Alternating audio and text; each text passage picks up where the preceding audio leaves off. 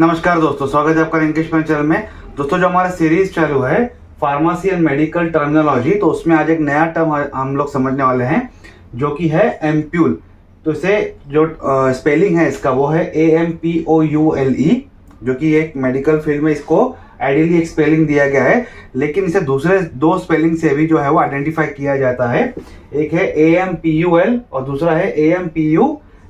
तो ये सेम तीनों को मतलब सेम ही है कि जो एम्प्यूल की जो वायल्स आती हैं, इस तरीके की छोटी सी इतनी सी वायल्स आती हैं, ये इस तरीके से जो आपके सामने जो दिखाई दे रहा है, इसमें कई सारी दवाइयाँ रहती हैं, कई सारे सॉलिड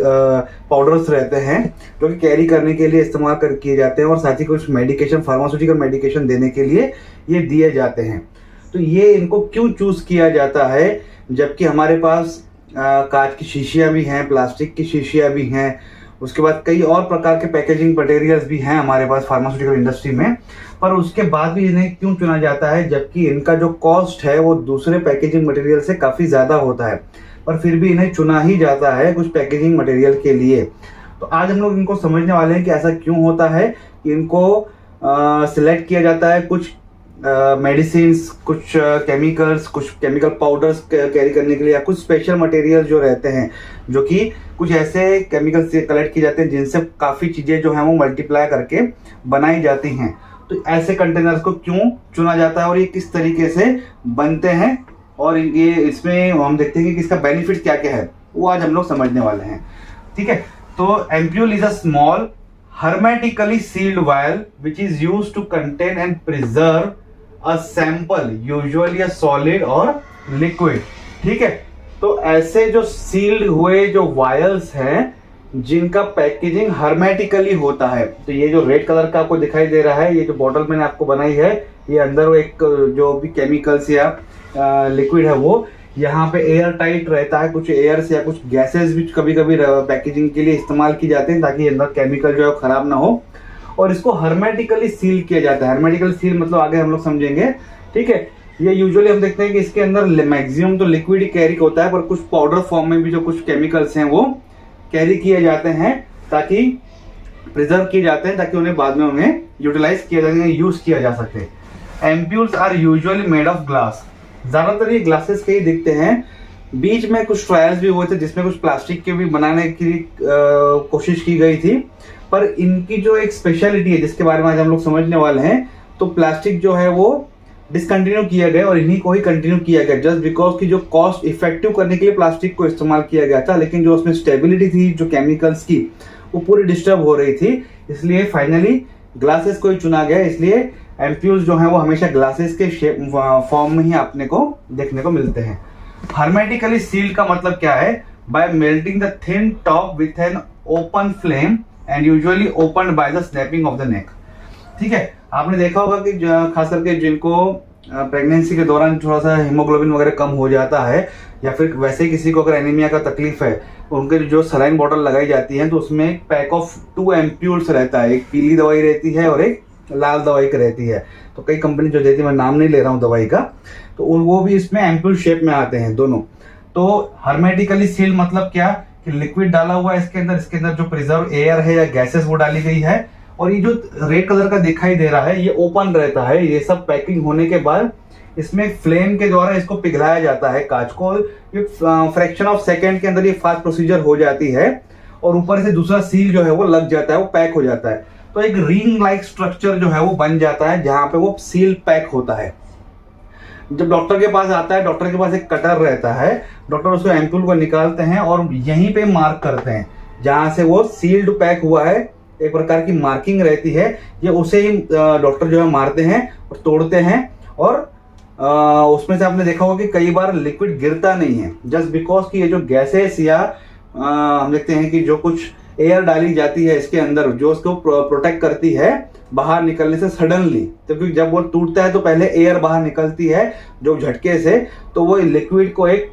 कुशन मिल जाता है बाहर न निकलने के कारण, बाहर निकल के गिरने की न वजह से। ठीक है, वो गिर नहीं पाता है। तो ये एक प्रोसीजर के द्वारा जो है सो कट करके जो है वो निकाला जाता है, बाद में इंजेक्शन में उसे फिल किया जाता है और पेशेंट के या तो सलाइन बॉटल में लगाया जाता है या तो फिर उन्हें डायरेक्टली इंजेक्ट किया जाता है। तो इस प्रोसीजर को कहा जाता है हर्मेटिकली सील्ड। ठीक है, ये हमने समझ लिया। Space above the chemical may be filled with an inert gas before sealing. The walls of the glass ampoules are usually sufficiently strong to be brought into the glove box without any difficulty. तो ये जैसे मैंने आपको बताया कि यहाँ पे कोई इनर्ट गैस डाली जाती है या फिर हम देखते हैं कोई एयर जो है डाली जाती है जिसको इसको प्रोटेक्ट करती है, और एम्पूल का जो स्टेबिलिटी है वो इतना स्ट्रांग है कि जो ग्लव बॉक्स रहता है, मतलब कार जब जो चलाते हैं तो साइड में जो ग्लव बॉक्स रहते हैं जिसमें कुछ डॉक्यूमेंट्स कार पे वगैरह रखते हैं उसे ग्लव बॉक्स कहा जाता है, तो उसमें भी वो आसानी से आ सकता है और वो स्टोर हो सकता है, उसकी स्टेबिलिटी डिस्टर्ब होती नहीं है। ठीक है। Modern ampoules are most commonly used to contain the pharmaceuticals and chemicals that must be protected from air and the contamination. तो जो आजकल मॉडर्न एम्पूल इस्तेमाल किए जाते हैं उनका पर्पस क्या है कि उसके अंदर फार्मास्यूटिकल और केमिकल्स जो हैं वो कैरी किया जाए ताकि वो एयर से और कंटेमिनेशन किसी भी तरीके से धूल मिट्टी या फिर माइक्रो ऑर्गेनिज्म से कंटेमिनेट वो ना हो सके, उसे प्रोटेक्शन के लिए इस तरीके के पैकेजिंग मटेरियल इस्तेमाल किए जाते हैं। मतलब ये सबसे बड़ा इंपॉर्टेंट पॉइंट उसका हो गया कि ये कंटेमिनेट नहीं होने देता ना एयर से ना किसी माइक्रोब से, ये हेल्प करता है। Glass ampoules are more expensive than bottles and other simple containers, but there are many situations where their superior impervious to gases and liquid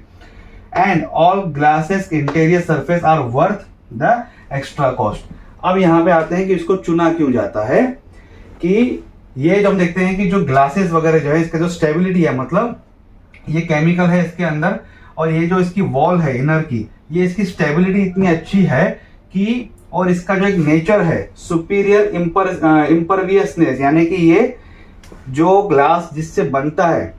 उसके अंदर जो ग्लास केमिकल या मटेरियल रहता है, मतलब ग्लास के अंदर और जो लिक्विड उसके अंदर रहता है, ये दोनों के बीच में मिलन नहीं होता है, मेल नहीं होता है। मतलब ग्लास का जो मटेरियल है वो जो केमिकल उसमें डाला है ये इसको मिलने नहीं देता है। आपने सुना होगा कि जो प्लास्टिक की बोतल्स रहती हैं उसे आप धूप में रख दो या गर्म पानी में रख दो, या प्लास्टिक में अगर गर्म चाय लेके आते हैं, प्लास्टिक में हम खाना लेके आते हैं तो उसका जो प्लास्टिक पिघलता है तो प्लास्टिक पार्टिकल्स जो हैं वो उस खाने के अंदर आ जाते हैं, उस चाय के अंदर आ जाते हैं, या फिर कुछ जो केमिकल उसमें कैरी किया जाता है तो वो प्लास्टिक के पिघलने की वजह से वो उसमें कैरी हो जाता है। उसमें इम्परवियसनेस की जो एक नेचर रहता है वो नहीं रहता है उस प्लास्टिक्स वगैरह में। इसकी वजह से प्लास्टिक जो है डिसकंटिन्यू हुआ था एम्प्योर्स में, और ये उसकी सबसे बड़ी क्वालिटी है। साथ ही इसको जो गैसेस और लिक्विड को स्टेबल करने के लिए जो इसमें स्टेबिलिटी है वो बाकी कंटेनर से काफी अच्छी है। साथ ही हम देखते हैं कि जो ग्लास कंटेनर रहते हैं, ग्लास कंटेनर जितने भी रहते हैं उनमें अगर इनका इंटीरियर वॉल पकड़ा जाए, अगर इंटीरियर जो सरफेस रहती है वो अगर पकड़ा जाए तो इनकी इंटीरियर सरफेस जो है वो बाकी ग्लास कंटेनर से काफी कई गुना अच्छी रहती है और वो इम्परवियसनेस नेचर जो है वो स्टेबल बनाए रखती है। ये क्वालिटी की वजह से ग्लास एम्पूल जो है वो सिलेक्ट किए जाते हैं कुछ इंपॉर्टेंट मेडिकेशन, जो कुछ इंपॉर्टेंट केमिकल्स, कुछ फार्मास्यूटिकल जो दवाइयां वो कैरी करने के लिए, ताकि उनकी जो स्टेबिलिटी है वो डिस्टर्ब ना हो सके। तो ये उसका एक बेनिफिट है। ठीक है। अब यहाँ पे देखते हैं कि examples of the chemicals sold in the एम्पूल्स।